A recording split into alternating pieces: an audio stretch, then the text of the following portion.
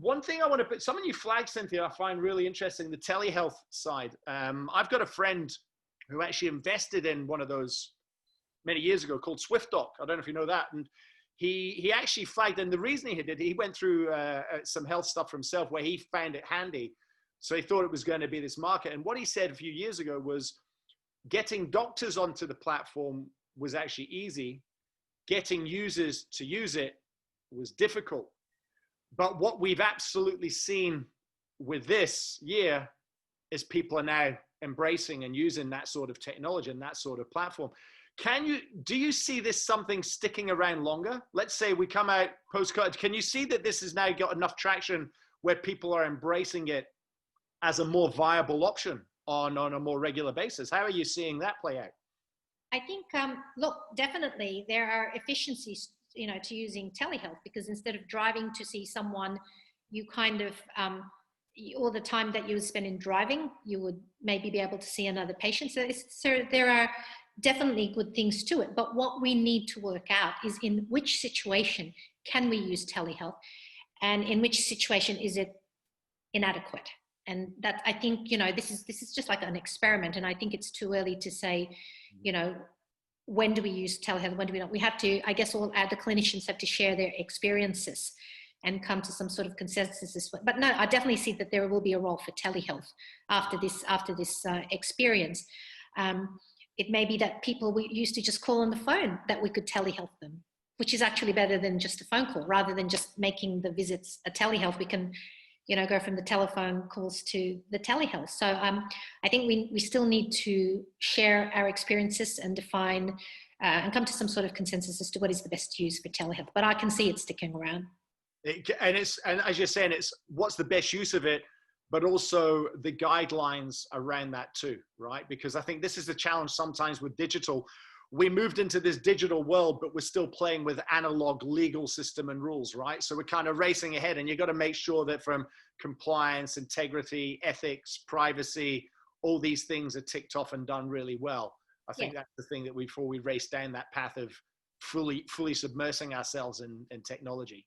There are certain circumstances where we still need to see the patient to examine 100%. them, to have discussions with them. There, and we protect ourselves. The staff protect the patients and ourselves. We use the PPE, so it's not purely we just do all. We use our judgment, but it's early days, and we're learning how to use this. What's been a couple of things from that telehealth that you've enjoyed, that you've liked? I guess what would be a couple of those quick wins? What is of value in telehealth that you're seeing? Yeah, that's really good. Is it because you can speak to more people? Is it see more people? What are those kind of things that you're seeing that make it worthwhile or valuable? So I guess before this all started, we didn't really use telehealth all that much. We were actually thinking, how can we use telehealth? And so I guess one good thing is sometimes we follow up our patients who, just routinely with telephone calls. And if you just go on telehealth, a picture tells 1,000 words, and maybe you're able to detect more things with a telehealth than you would with a phone call. So that's one good thing. Another thing is time.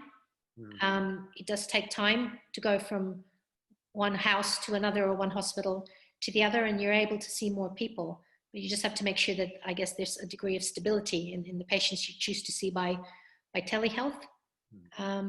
So I think, it's efficient. And we've also started to, even within the team, instead of going to people's doors or calling them on the phone, we just go on Teams or, whatever. And we speak, and as you and I are speaking, and then we just, easy, quick. Exactly. I think Zoom and Microsoft Teams, I know from data I saw, they've been the two big winners, because something like 43%, 27%, there's a lot of people have moved to those two platforms. Is it the same ones? Is that the platforms, or are you already getting different technology specific for health that you use to conduct these sessions on? What technology are you using? This is really hard, because I just go in wherever I'm told to go, to be frank. And if there's anyone out there in the world of technology who can maybe, I don't know, come up with a really good system that works for doctors and patients and the elderly, then, go for it. But I it's not that I won't answer that. It's just that I just get a link and I just get on it You know, You go where you're told right set now. up for me. The nurses have to set up the meeting for me. Shouldn't be confessing this actually, but but you know, I guess it's pretty straightforward. It doesn't have to be highly technological or complicated. We just need, and I guess the easier and the simpler it is, the better. Not just for me, but for our patients.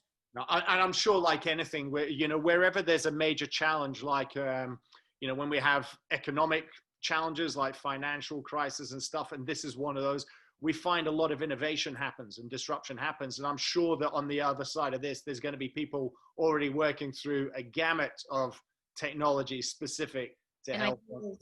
I guess the thing that you would have in mind for medical or nursing or allied health reviews over via telehealth is the issue of confidentiality and security. That's probably what I would be focusing on.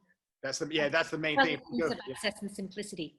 Yeah. So confidentiality, privacy, and simplicity of use. This is kind of two big tick boxes that we need to make it kind of more viable and easier, or so people want to use it more often.